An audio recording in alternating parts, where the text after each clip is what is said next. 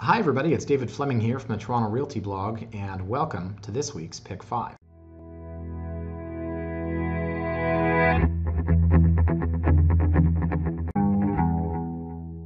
Now first things first, you might not recognize the scenery. You'll never believe what happened. I was sitting in my office last Thursday, and all of a sudden I heard a crack, and then I heard water dripping. And the dripping became more frequent, and then it started coming through the ceiling. And so then I put a bucket underneath, and I believe at some point somebody had a genius idea to take out one of these ceiling tiles, and that's when the water started pouring in. Anyways, who didn't want to move their entire office on a Thursday? And the worst part about my office is that my desk, to fit in that space, has to be screwed in. So I had to unscrew the desk, and of course, you would think that somewhere at Ballsy Real Estate, somebody owns a goddamn screwdriver. No, there wasn't. Anyways, it was a big fiasco, but now I'm in the conference room. Okay, and here's what I'm thinking. What if I made this thing permanent? Think about it. It's 320 square feet, okay? I could have my desk over there, I could have a couch over there, I could have a nice big table for my team, you know, for important meetings and such. Maybe a ping pong table, I'm not sure. Seriously, I mean, I want this. Now that I'm in here, I need this. I can't go back to that 85 square foot cell. Plus, I'm planning on buying a lot of G.I. Joes and sports memorabilia that I proudly want to display on the walls. Anyways, okay, that aside, guys, that's where I am today. And I'm filming this on one screen, normally two, so it might turn out to be a bit interesting. We'll do our best here with what we've got. So this week, guys, I thought we would take a look at a couple of different areas, but all specifically sort of blending together. You know those areas that blend together? There are very few areas that are completely identifiable in terms of their boundaries. I mean, think about Leslieville as an example, and I've talked about this all the time. You'll see something that is listed like north of Gerrard, and in the listing it'll say Prime Leslieville. There's very few areas with distinct boundaries, and today I want to look at Wychwood Park, the Oakwood Vaughan Village, Brackendale Hill, as it's called, and sort of see how they all sort of blend together, and Hillcrest Park. So let me go to the map here, guys. This is Google Maps, like you don't know. And I want to zoom in here. Ooh, cool, Gourmet Gringos. Sidebar, we've been filming for 2 minutes. I actually just sold that building. And it was awesome because every single time I had to go over there, I bought tacos. It was amazing. It's a really good place. And it's funny because now that you know when they say once you see what's behind the walls, you never want to eat again? I saw it and I still ate there. It's an awesome place. I have no vested interest in this because I sold the building and not the business. Really, really good tacos. We ate those a lot. I miss them. Okay, so that is on Bathurst. And really it's the Bathurst and St. Clair kind of intersection here that we want to go west of there. And we want to go, obviously, north. We want to go south. But we're kind of starting in here because if you were to get into, say, this pocket here, there are some unbelievable houses. There's couple for sale right now. I think one's at 3 million, one's at 5 million. It's a great little spot. If you're trying to make the turn here at Bathurst, I do this all the time, turn here on Wells Hill. There's usually only a few cars lined up, and you get to cut through this neighborhood. The stoplight's at Nina, so if you do end up going down here, you've got to find some nice Good Samaritan to actually let you in. But it's so fun to drive through here. It's such a nice area. Obviously, on the other side, you've got South Forest Hill. So the area, guys, down here, this is what we call Wychwood Park. Obviously, you've got the Wychwood Barns here. All the east-west streets, Ellsworth, Alcina, these are highly sought after. You get on the other side of Christie, in Christie St. Clair. Very nice area, still considered Wychwood. If you zoom out, they say Brackendale Hill, but then again, down here, they say is Wychwood. So, you know, what is it? And that's, as I was saying in the intro, you've got to kind of just decide for yourself because it's all blending together. MLS listings don't matter. What Google says doesn't really matter. Brackendale Hill, sure, great. Zoom out, Wychwood, okay, fine. So you get down here to DuPont and Ossington, it gets very industrial. So if there's something down here, I'll feature it in my pick 5. I've sold houses in this pocket before, but I'll go to the map in a bit and you'll see the 5 houses we are going to look at. So then you get north of St. Clair. North of St. Clair over here, a lot of people still call this Wychwood. Why? Well, because Wychwood Avenue actually runs up here. So we call this Humewood.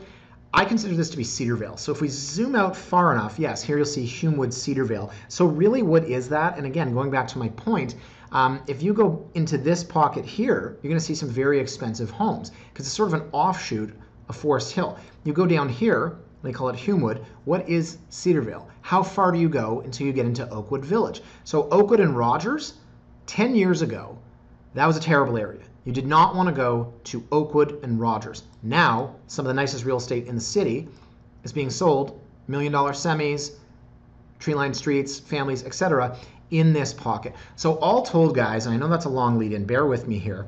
We're going to, let's draw a map around here for argument's sake. We're basically going to go down Vaughan Road to St. Clair, down Bathurst. We're going to go across DuPont to, what is that? Where's Christie? Where's Christie? I got to zoom in. Christie's over here. Okay, so down to basically about Dovercourt, sort of looping back towards Oakwood. I know I zoomed in there, so I hope you can capture that. But that's basically the area that we're going to be looking at.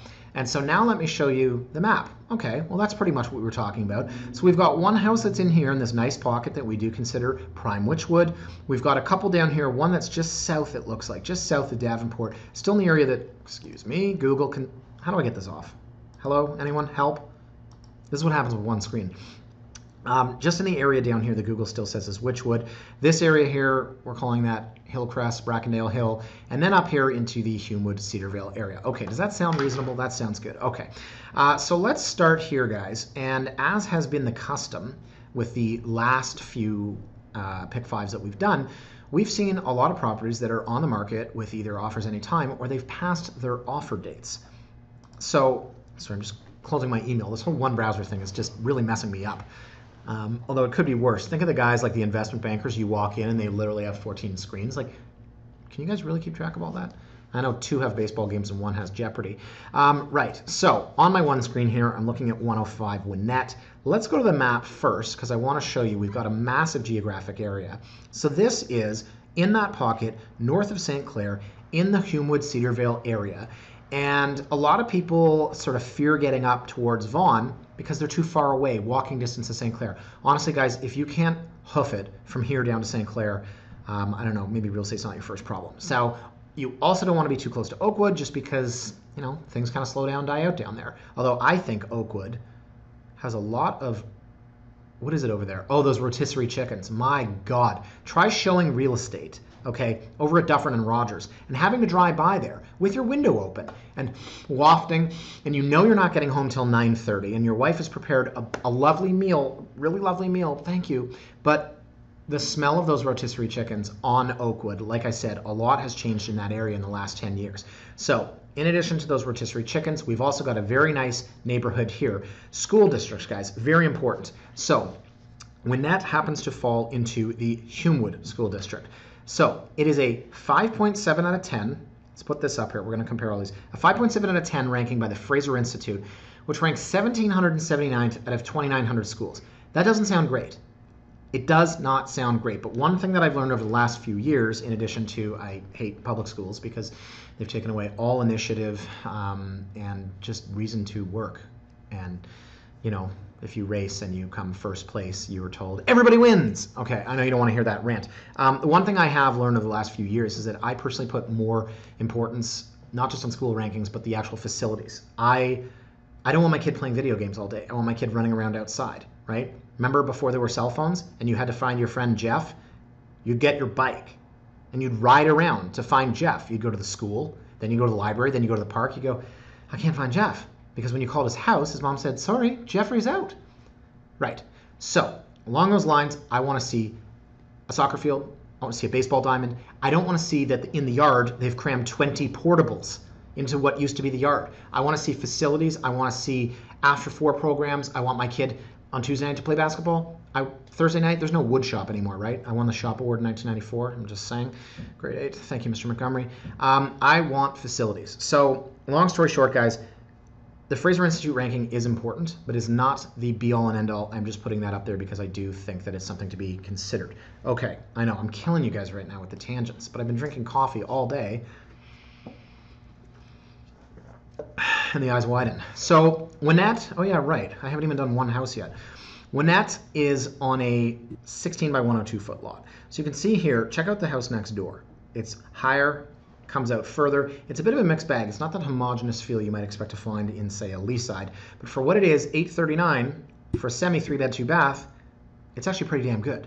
I mean, I've sold a lot of semis this year. If I have to guess, yes, hi, I know, being in the conference room. I've sold a lot of semis this year that were anywhere from 900 to 1.3 for 839. Wow, actually really, really good. So once we get inside, you can see with the power of staging, nice red throw pillows, everything always looks great. But what you're looking for is the width here, right? And this I hate about staging. You never sit sideways and watch your TV like this. So you've got to understand that on a 16-foot lot, what are the room sizes like? Here you don't have a hall closet, or maybe there's one on the other side of this. You sort of open the front door, there's no real separation there. Some people like that, and some people don't. Usually your parents don't like that. You open the door and you come right into the house.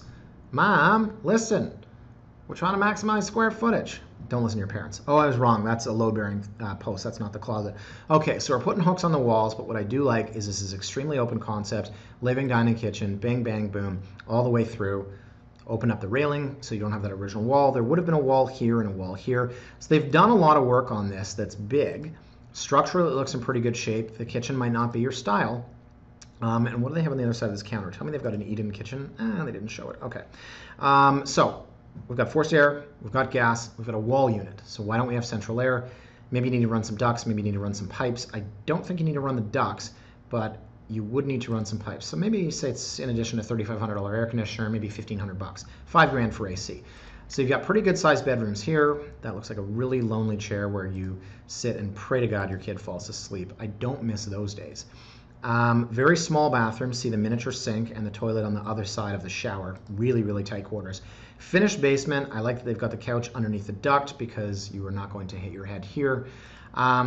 And then you've got a parking space. So guys, this is not luxurious, but for $839,000, and again, going back to the location here, $839,000, you've got infrastructure here in St. Clair, you've got the streetcar, yeah, $839, wow. Market's changed, huh? 15 days in the market. That's a good one. That's a good one. Okay, next one, guys, here. Okay, 145 Tyrrel is on the market 2 days. Keep in mind, 2 days, no offer date. This has offers any time. So Tyrrel is detached, and that's going to massively change the price that this thing goes for. So where is Tyrrel? Tyrrel, hello, is south of St. Clair in an area that, again, on the other side of Christie, this prime Witchwood Park. This is what people would prefer probably to this. Then on this side here, I don't know. I mean, I like houses that are in this area. I've got a client moving in about a month to a house on Witchwood, which is up in here. I mean, they paid 1.6, right, for a fully detached massive house. I thought it was worth a lot more. Did they pay 1.6 or 1.7? Anyways, it felt like 1.7. Really good deal. And down here, I think probably this might come second to some houses in there. But again, depends. Ask the people here, and I can guarantee they say they prefer this location. So the house itself, guys, again, detached. Aesthetically, well, okay, maybe it's not quite as nice as the other one. But again, we're talking walls. Walls, walls, walls. If you want that open concept vibe, now you're knocking down walls. Inside the walls is wiring. Inside the walls are surprises like the asbestos wrap duct that you didn't know was there, the knob and tube wiring that you didn't know was there. So when we talk about doing an aesthetic reno, we're really talking about floors, lights, paint, that sort of thing. If you want that open concept look, I'll just go back to this. Okay, here you see that open concept look. That's real work. Here we've got something that, you know, needs to be beaten up a little bit. So what was the other point I want to make? Yeah, kitchen. Okay, so you need to redo the kitchen. So again, at $898 on an 18 by 110 detached, what we're doing here is we're basically pricing in the need for a reno. And I think, again, there's the basement. Yeah, it's, you know, kind of like the real honest approach to staging. You can see here, that's the top of the wardrobe. So what's the ceiling height like? It's probably not great. Those wardrobes are not that tall. And then you've got the kitchenette in the basement. So it looks like an apartment for probably short people. This is tough. You're either sharing laundry with your tenants, or you've got to kind of build an end around a little walkway for them, or a little area that's sectioned off where you can both use it. So it does have the income suite, and I think that's attractive to a lot of people. But this thing needs work. And what you've got here, a mutual drive. They said attached garage, total parking space is 1. I'm seeing a lot of people on MLS, and these are good agents. I trust these people, but I see a lot of listings on MLS that show parking that is not parking. It is so far from parking, it's a joke. You've got to be very, very careful. And when you do see a car parked, because I've sold a lot of houses with illegal parking pads, hey, you might be there for 20 years and never have a problem. But you've got to go to the city's registry, and you've got to see if it's actually a legal space. If it's not, you can take the risk and park there, you can go to try to apply for a parking permit. If they say no, now you've got a target on your back. So anyways, just some food for thought. So this one, guys, again, you go back to the location. It's really good. It needs work, but it is a detached house in the city of Toronto where I think the average detached price, TREB numbers should come out in the next couple of days. I think the average detached price in Toronto was still hovering around 1.4 mil. Last note, this school district, Tyrrel, is McMurrick. McMurrick ranks a 6.7 out of 10. So better than Humewood by 1 point. That's 1,056 out of 2,900. Okay. Moving on to 1240 Shaw. Now this thing looks like a monster. Look at the size of this house. It is a 3-story. It is semi-detached. It is, holy moly, $1,288,000. Well, yes, that is because it is, as they say, fully renovated in the listing. Another thing that really means nothing. Ooh, I think this one put a dollar figure. I love when they do that. Look. Yeah, there you go. Over 300,000 in high quality finishes. So do you want to just give me like all the invoices, or like, maybe like a full accounting of that, or like receipts? Like, you let me know what you want to give me to justify that 300,000, or did you just pull that number out of thin air? Because that's what most people do. So we'll go to the map, 1240 Shaw. You can see it's just south of Davenport, which is a busy street. Now I want to take a look at the Google Street View here, because this is important.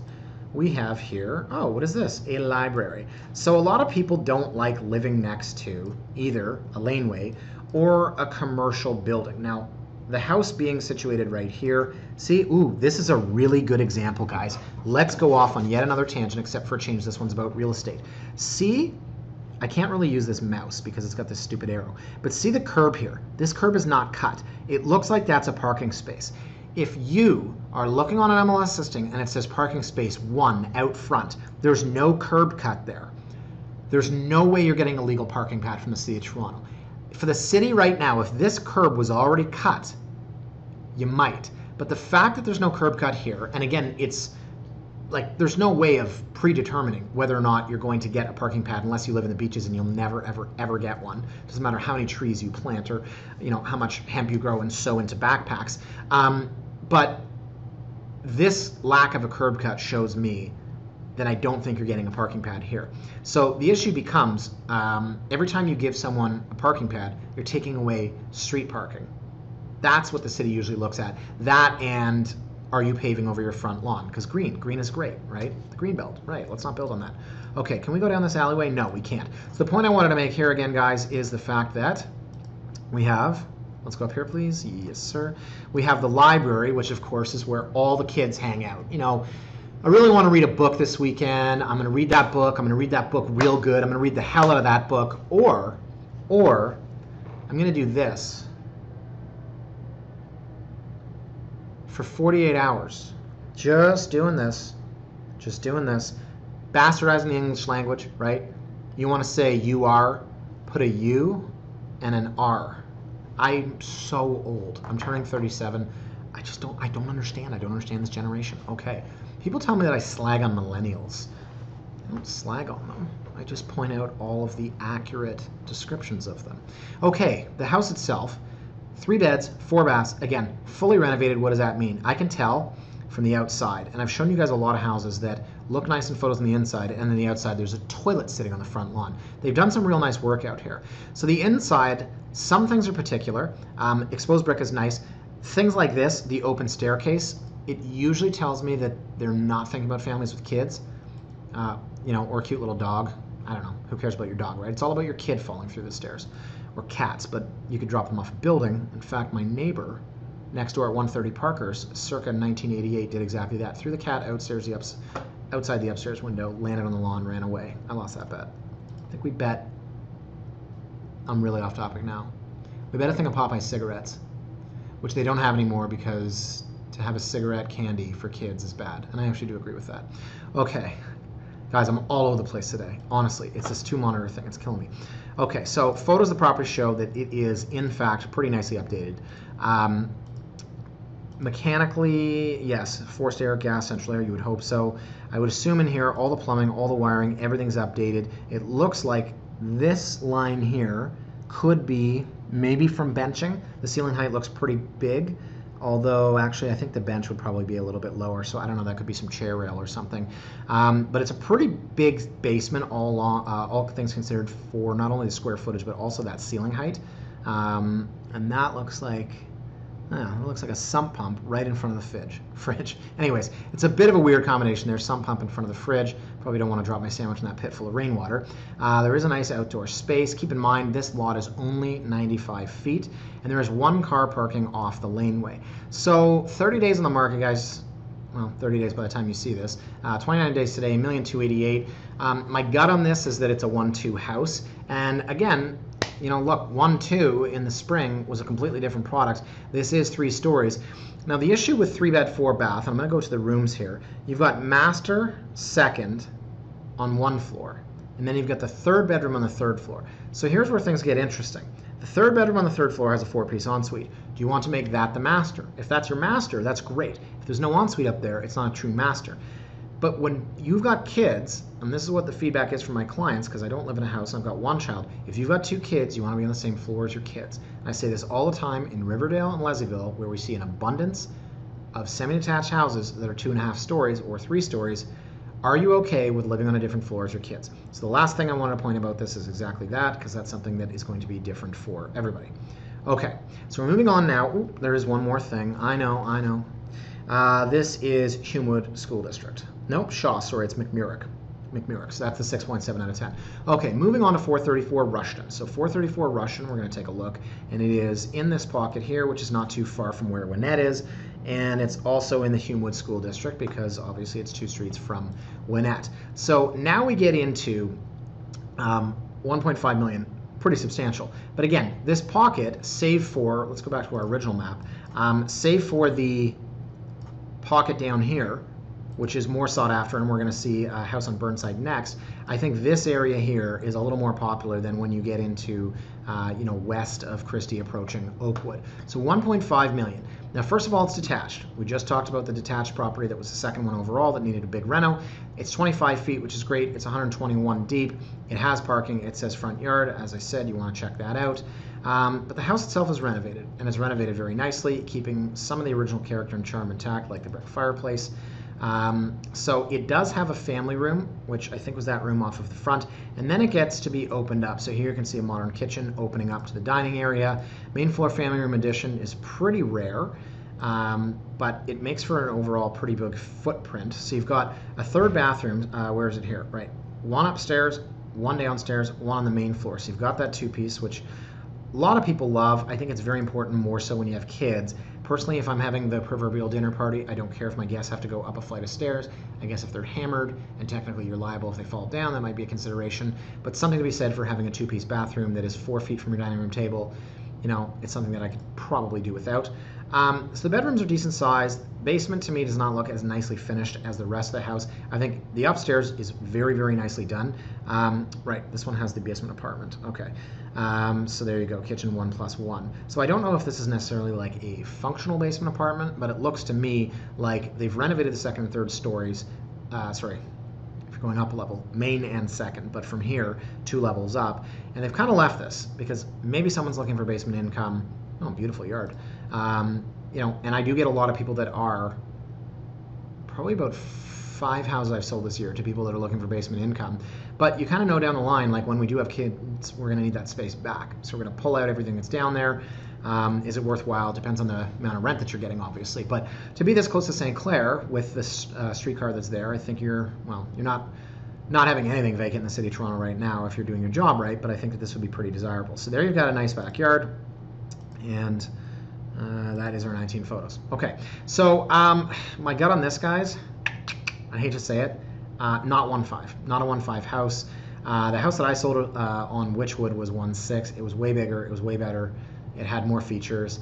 I don't see this at 1.5, 1.4, maybe 1.35. Tell me I'm crazy right now. You would never in the spring market take a house listed at 1.5 and say you think it's worth 1.35. I just don't know about this one. I just don't see enough there with that basement. And yeah, people are looking for basement income, but if that basement was deep and dug out, if that basement was fully finished, if it had a 4th bedroom for the proverbial nanny or for your in-laws, if it had it does have a bathroom. Oh, you know what? It does have a bedroom down here. Master, second, yeah. Okay. Yeah, it does have the bedroom, but again, the way it's set up as the apartment, what I mean is you want a big open concept rec room for the kids, for the man cave, then you want that bedroom tucked away, then you've got the bathroom. The way it's set up right now is set up like an apartment. So yeah, it's got the bedroom, but it's not exactly what I want in a house that's 1.5 that is family friendly right now, not having to do any reno down the line. Okay, so let's move on to the last one. Oops, sorry, one more thing. I keep forgetting this. Humewood. Yes, Humewood. I actually said that. Okay, so the last one, and first things first, I'm going to talk about the school district here. This is 18 Burnside. This falls into the Hillcrest School District. Now, Hillcrest is a school that everybody wants because it ranks an 8.3 out of 10 by the Fraser Institute, which is 157th out of 2,900 schools. So, as I said at the onset, those rankings are not the be-all and end-all, but if you do want to live in an area with a great public school, this is your bet right here. So, walking distance to Bathurst, you can see how close it is to Witchward Barnes, and up to St. Clair for your infrastructure and for your TTC. So the house itself, detached on a 40-foot lot. We're getting into a whole other level of real estate, detached 40-foot lots. Think about where you're finding 40-foot lots detached, red brick. Now this is a massive private drive, just an insane driveway that makes the house actually a bit smaller. So you'd expect to see a house like this, and I'm going to go back to where I was born and compare it to Leaside. This would be like a 28-foot lot, or a house on a 28-foot lot, I should say, that's detached. Maybe 32, maybe 30, we'll say 30. The driveway is just so incredibly massive that the 40-foot lot may be a little bit misleading, but overall, again, different level of real estate. We're at 2.4, 4 bed, 4 bath, plus one in the basement. So you're gonna see what I'm talking about, right? What I wanted with the last house, which is that basement that has the rec room, the extra bedroom, and the bathroom. We do have a master ensuite here. So you've got a 4-piece in the second, a 3-piece in the second, that's a kid's bath. And then you've got the 3-piece in the basement, 2-piece in the main. Perfect. Main floor family room, forced air gas central air, so it doesn't have the rads, which a lot of these houses have, and of course the private driveway. So this thing is a showstopper, guys. It is, thank you MLS. It is a fantastic house. You can see the addition here, which would be the main floor family room, probably the extra bedroom upstairs. Really nice private backyard. That's the garage. Holy cow, double car garage. I'm gonna send this to a client of mine. They are looking midtown. I think this is a good area. I think it's a really good area for them. Okay, so once we get inside, you can see, again, I love when they do this. They keep some original character and charm, but the rest of it is updated. It's open. Now we're taking photos of objects. You guys know I don't like that. So nice big open concept kitchen with the island, the fridge with the ice maker. God forbid I have to use ice cube trays. Honestly, I can't stand those things. That was a joke. There's your main floor family room. It's not huge, but it's enough to have, without the staging furniture, a pretty nice big sectional couch, wall-mounted TV that is probably twice the size of that. So you can see the bathroom here, separate clawfoot tub and standing shower. I don't love clawfoot tubs. I know people think they're romantic. It's really not my thing. No one takes baths anyway. So then you get downstairs, and there's your rec room, right? So that's your man cave. I hate fireplaces in basements like this, unless they're wood burning, which no one does anymore. But there's your man cave. You've got an above grade window, so there is some light. Decent ceiling height, well, more than decent, I would say it's pretty good overall. And that's what you want. Oh, okay, so they've turned that extra bedroom into a little gym. They're really big on wall-mounted TVs here. No, look at this. Wow, they've got 2 different bedrooms in the basement. Huh, how did I miss this the first time? Yeah, here you go. Exercise room, media entertainment, so that's the rec room, and then the 5th bedroom. Wow, good for them. Okay, well, and then that photo twice. I think we saw that one twice.